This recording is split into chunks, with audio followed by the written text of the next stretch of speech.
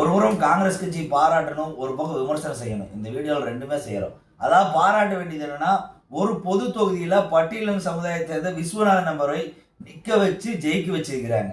அதுதான் மாற்றம். அந்த மாற்றத்தை கண்டிப்பா ஆதரிக்கிறோம். அதே மாதிரி அந்த பட்டியலின சமுதாயத்தை சேர்ந்த விஸ்வநாதன் அவர்களுக்கு தாவேக கூட்டணியில் ஒரு கேபினெட் கொடுக்குறாங்க. அவருக்கு உயர்கல்வித்துறை ஒதுக்கி கிள்ளியூர் ராஜேஷ்குமார் அவர்களுக்கு சுற்றுலாத்துறை கொடுக்குறாங்க. யார் இந்த விஸ்வநாதன் என்றால் காங்கிரஸ் மேடல பொறுப்பாளர், தெலுங்கானா மாநிலத்தை பார்த்துட்டு இருந்தவர். இதே மாதிரி அம்மா அவர்கள் தலித் ஏழுமலை என்பவரை நாடாளுமன்ற உறுப்பினர் நிறுத்த வச்சு பொது தொகுதியில் நிறுத்த வச்சு ஒரு பட்டியலின் வேட்பாளர் ஜெயிக்க வச்சாங்க. அதுதான் அதிமுக.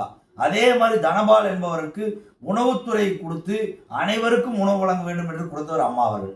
அதே மாதிரி அவரையே சபாநாயகராக்கி அவர் உள்ளே வரும்போது முதலமைச்சர் அம்மா முதற்கொண்டு எல்லாரும் எழுந்திரிச்சு வணக்கம் வைக்கிற அளவுக்கு மாத்திருந்த அம்மா அவர்கள் பட்டியலின மக்களுக்கு. இதுக்கெல்லாம் முன்னுதாரணமா அதிமுக இருந்திருக்கு. விமர்சனம் என்னன்னு பாத்தீங்கன்னா, இன்னைக்கு கேரளாவில் முதலமைச்சர் பதவியேற்க நிகழ்ச்சியும் அமைச்சர்கள் பதவியேற்க வந்தே மாதரம் பாடலானது அதோட மியூசிக் மட்டும் போடுறாங்க.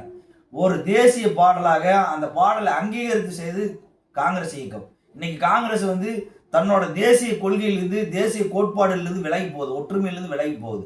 அதே மாதிரி மல்லிகார்ஜுன கார்கே என்றவரை தலைவரை நியமிச்சுட்டு அந்த தலைவருக்கு பின்னாடி செயல்படுறது யாரு? ராகுல் காந்தியும் சோனியா காந்தியும் பிரியங்கா காந்தியும். இந்த 3 பேர் தான் பவர் சென்டர் ஆகுறாங்க. இன்னைக்கு மல்லிகார்ஜுன கார்கே கேட்டு முடிவு பண்றாங்கன்னா இல்ல. மல்லிகார்ஜுன கார்கே இதே மாதிரி தான் மன்மோகன் சிங் அவர்களுக்கு பின்னாடி இருந்து அழுத்தம் கொடுத்தவர் சோனியா காந்தி அவர்கள். இதனாலதான் அந்த இயக்கம் அழிஞ்சு போச்சு. இன்னைக்கு பல்வேறு பக்க சூழ்நிலை இந்த பிரச்சனை. காங்கிரஸ் கட்சி அழிவுக்கான காரணம் இந்த குடும்ப அரசியல் தான். ராகுல் காந்திய பிரதமர் வேட்பாளர் அறிவிச்ச ஒரே தலைவர் திமுக தலைவர் ஸ்டாலின் மட்டும்தான். இந்தியாவில் யாருமே ஏற்றுக்க மாட்டேங்கிறாங்க.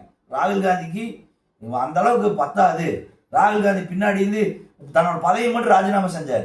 நான் பெரிய தோல்வி அடைஞ்சிட்டு அதனால தலைவர் பதவி ராஜினாமா. ஆனா இப்ப யார் செயல்படுறா? யாரோட கூட்டணி பேசுறீங்க? யாரோட கருத்து கேட்கறீங்கன்னா ராகுல் காந்தி கொடுத்தா, மல்லிகார்ஜுன கார்கே கேட்கறது இல்லை.